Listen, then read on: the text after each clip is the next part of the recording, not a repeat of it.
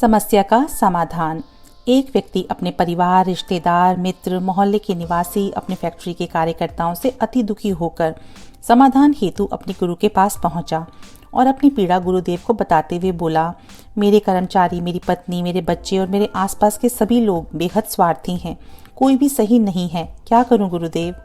उस व्यक्ति की वेदना को समझ गुरुजी उसकी समस्या को भलीभांति समझ गए। मुस्कान के साथ उन्होंने कहा, पुत्र, निसंदेह तुम्हारी समस्या अति गंभीर है। समय रहते इसका समाधान आवश्यक है। तुम आज रात आश्रम में ही रहो। मैं रात्रि में मंथन करूंगा और सुबह समाधान बताऊंगा। उस व्यक्ति को अपने गुरु पर अटूट विश्वास था।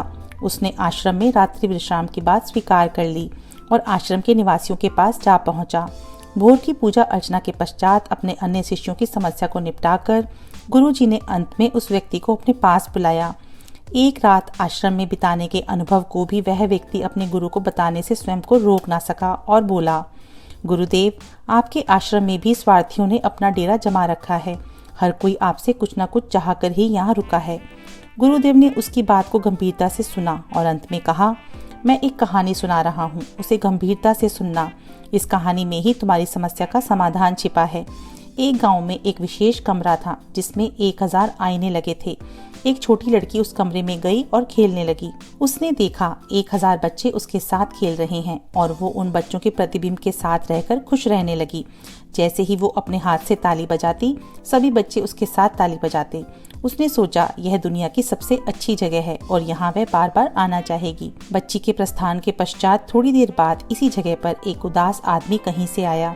उसने अपने चारों तरफ हजारों दुख से भरे चेहरे देखे। वह बहुत दुखी हुआ। उसने हाथ उठाकर सभी को धक्का लगाकर हटाना चाहा तो उसने देखा हजारों हाथ उसे धक्का मार रहे हैं। उसने कहा, यह दुनिया की सबसे खराब जगह है, वह यहाँ दोबारा कभी नहीं आएगा और उसने वह जगह छोड़ दी। शिक्षा। ठीक इसी तरह यह दुनिया एक कमरा है जिसमें हजारों शीशे लगे हैं। जो कुछ भी हमारे अंदर भरा होता है वो ही प्रकृति हमें लौटा देती है।